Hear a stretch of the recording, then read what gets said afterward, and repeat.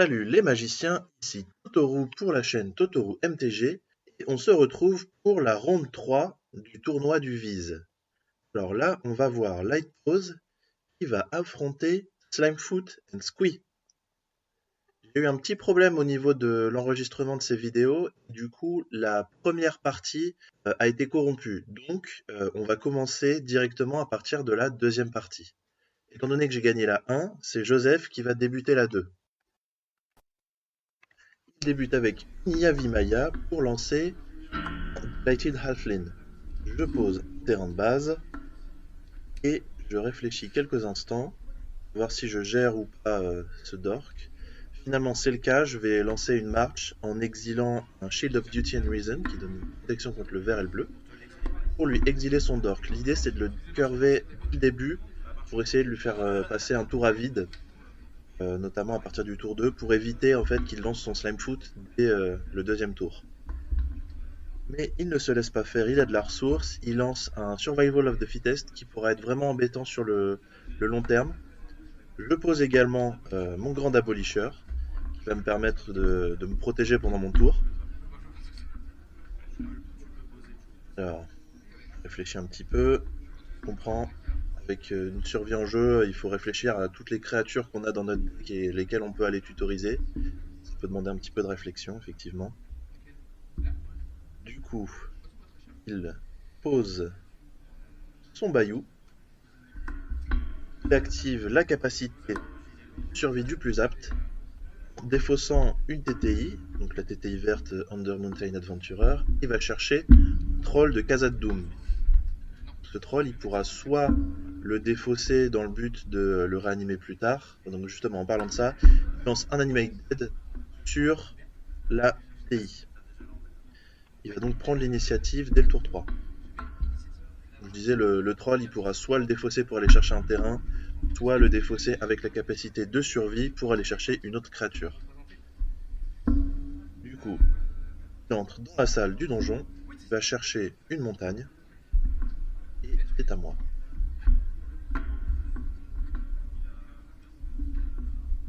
Mue de caveau, pour être utile dans le futur.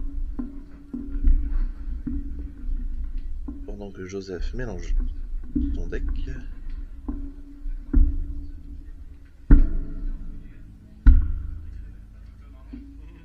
Tour 2. Il pose pour un Benevolent Bodyguard. Donc là, je suis vraiment ce qu'on peut qualifier de ceinture bretelle. J'ai à la fois le passif de Grand Abolisher pendant mon tour, et si jamais il y a un anti-bet ou une gestion, j'ai Benevolent Bodyguard. La seule menace contre laquelle ça ne me protège pas, ça va être Chaos Defiler ou par exemple Living Death, les effets de sacrifice. Donc je sais que je suis bien protégé, mais pour autant il a quand même des outs. Surtout avec une survie jeu où il pourrait très facilement aller chercher des créatures qui vont venir m'embêter. Donc là il fait le choix de faire le regard 2 de l'initiative et ensuite il pitch une Griff pour venir regarder ma main. Ce qui m'embête un petit peu parce que j'avais 3 auras en main et l'idée c'était d'aller coller une grosse tartine au prochain tour. Donc j'ai Spirit Link qui donne l'équivalent du lien de vie, j'ai Mask of Law and Grace qui donne protection contre le noir et le rouge, et j'ai, donc la carte qu'il m'a défaussée, Benevolent Blessing, une aura à 2, qui donne la protection contre la couleur de mon choix. Il attaque avec sa TTI, je prends 2. Je préfère ne pas bloquer et gaspiller en fait mon petit jeton. J'aurais pu en fait double bloc avec Lightpose et Grand Abolisher, puis sacrifier Benevolent Bodyguard pour garder mes 2 bêtes. Alors il défausse Troll de Khazad Dûm. Alors là, je ne me souviens plus si c'est pour aller chercher une carte de créature ou un terrain. C'est un terrain, donc il va chercher un Badlands, qui est donc un triome avec Yavimaya en jeu, à peu de choses près.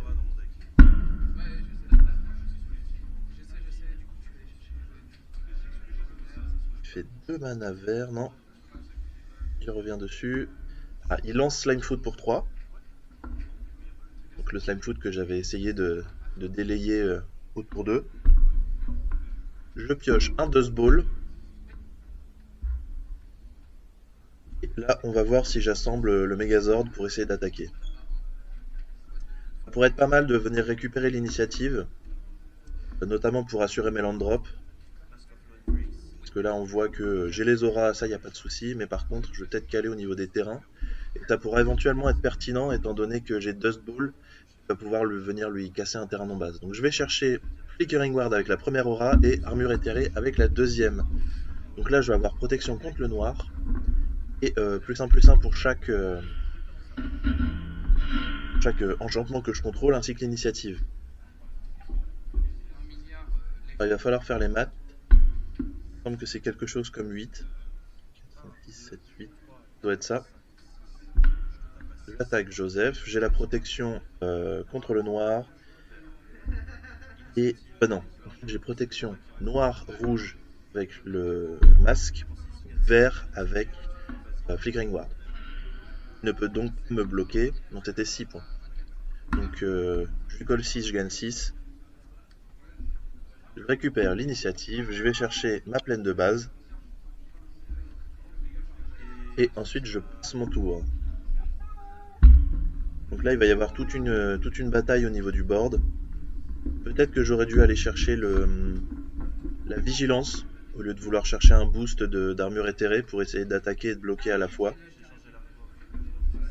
Mais en fait ce que j'avais oublié de calculer, c'était que en fait il va sûrement avoir le mana s'il a une créature à défausser pour aller chercher Chaos Defiler et potentiellement le lancer. Donc voilà, c'est un petit peu embêtant. Il a effectivement Findernails défaussé pour aller tuto la créature de son choix, qui va d'abord être Detective Phoenix. Donc là c'est vraiment pas mal en fait, c'est un petit peu la carte qui justifie le fait d'avoir celui du plus apte, parce que ça permet de faire des piles où on va défausser tout un tas de cartes si on a suffisamment de mana, poser par exemple un Chaos Defiler et un rouge en exilant, je ne sais pas moi, Generous Ant ou le Troll, venir donner plus de et célérité au Chaos Defiler, c'est vraiment des plays qui renversent la partie. Pour le coup, c'est à peu près ce qui se passe. Je joue Chaos Defiler, je n'ai pas d'armure totémique pour venir empêcher la destruction, donc je perds ma light pose protégée contre tout, sauf du Chaos Defiler et du sacrifice. J'attaque avec Fonche-Pied, je réfléchis si je bloque. Étant donné que j'ai mon Mute Caveau qui attendait patiemment, je vais l'animer. Je vais bloquer avec mes 2-2-2. Je vais lui demander comment est-ce qu'il va répartir ses blessures. Donc dans quel ordre est-ce qu'il va ordonner les blessures. Donc dans tous les cas ça change rien parce que la créature sur laquelle il va infliger des blessures, je vais la protéger contre on va dire le noir. Donc je vais garder mes 2 bêtes. Je ne sais pas si avec le recul c'était une bonne idée de chercher vraiment à détruire ce Slimefoot parce qu'il va pouvoir le reposer dès le prochain tour. Peu qu'il ait quelques tricks à base de sacrifice de ce Chaos Defiler, il va peut-être pouvoir le reposer. Donc moi je repose effectivement Light Pose, ça fait beaucoup de pauses. Je joue une Curse of Silence, donc je vais pouvoir nommer une carte, et les sorts du nom que j'aurais cité vont coûter 2 de plus, et si jamais il les lance quand même, je peux sacrifier la curse pour piocher une carte. On vérifie que ce sont bien exclusivement les sorts lancés et pas les capacités activées. Je vais quand même nommer Slimefoot parce que j'ai pas l'information de la carte dans sa main. Et cette fois-ci, je vais aller enfin chercher la Hyena Umbra, donc avoir l'armure totémique qui va me permettre de survivre un coup de Chaos Defiler. Puisque Chaos Defiler détruit et que la Totem Armor est un effet de remplacement. Donc Joseph va défausser un Deathrite Shaman pour aller tutoriser une créature qui est sur la table. Triste, très bien. Donc là, l'idée, ça va être de détruire 2 fois Light Pose pour faire sauter à la fois l'aura et le renard. Donc moins 2, il sacrifie Chaos Defiler. Avec l'effet de Defiler, il va venir détruire le Grand Abolisher. C'était un bloquant en 4-4 qui aurait pu être vraiment pertinent. Et avec l'effet de Grist, il va du coup faire sauter la Totem Armor. paye 4, il remonte au Defiler et c'en est trop pour moi, je concède. Dans tous les cas, j'étais certes à 24, mais en un ou deux tours, il aurait pu me battre. Et je savais qu'il restait plus énormément de temps à la cloque, et je me suis dit c'était quand même mieux de savoir concéder pour justement pouvoir faire des Mother T1. Ça, c'est vraiment pas mal. Alors, il paye 2 pour jouer son Traveland Golgari, et il va lancer probablement un Dork, c'est ça, Borelf, qui va venir pouvoir détaper un terrain. Donc ça veut dire potentiellement Slimefoot au T2. Voir comment est-ce que je me dépatouille contre ça. Springleaf Drum. Ma Mother est active, mais on va voir si je décide de l'utiliser pour ajouter du mana. Oui, c'est le cas. Donc un petit peu comme la deuxième partie. Je vais jouer un Grand Abolisher. Joseph plus un terrain.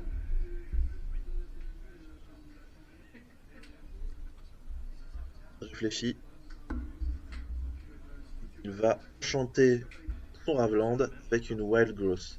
Donc là, c'est vraiment pas mal avec Arbor Elf, parce qu'il va pouvoir générer en fait encore plus de mana que ce qu'il aurait dû faire normalement. Donc c'était une Prismatic Vista avec laquelle il est allé chercher une montagne. Effectivement, il lui manquait son rouge.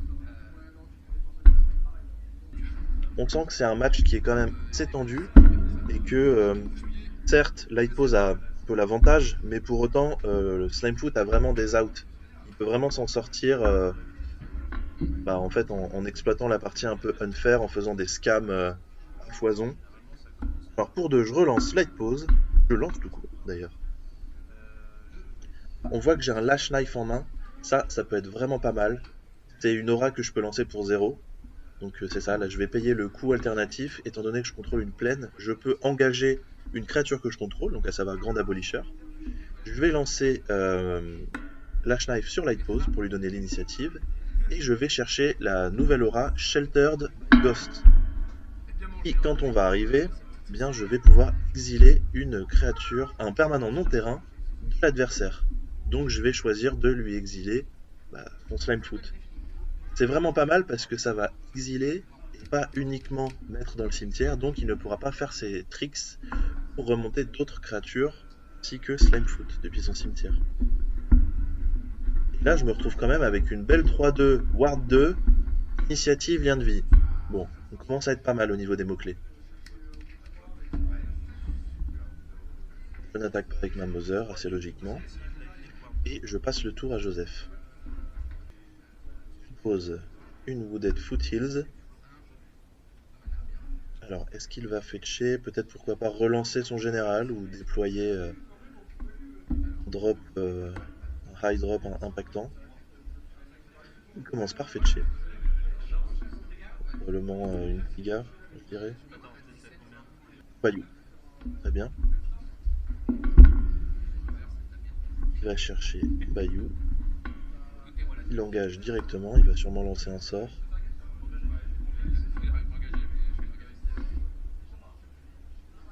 Effectivement, c'est une Utopia Sprawl.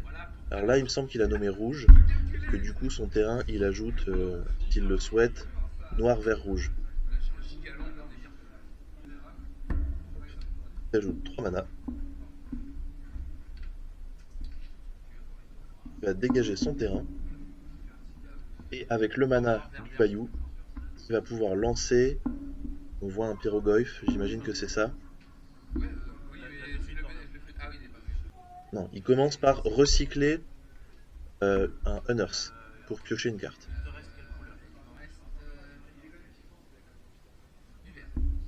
Donc là, il y avait eu une petite incompréhension sur est-ce qu'il lançait le sort ou est-ce qu'il le cyclait. On voit qu'il avait beaucoup de mana en pool, j'avais pas bien vu ce qu'il faisait. Donc juste on a clarifié, il a pioché sa carte et puis c'est bon.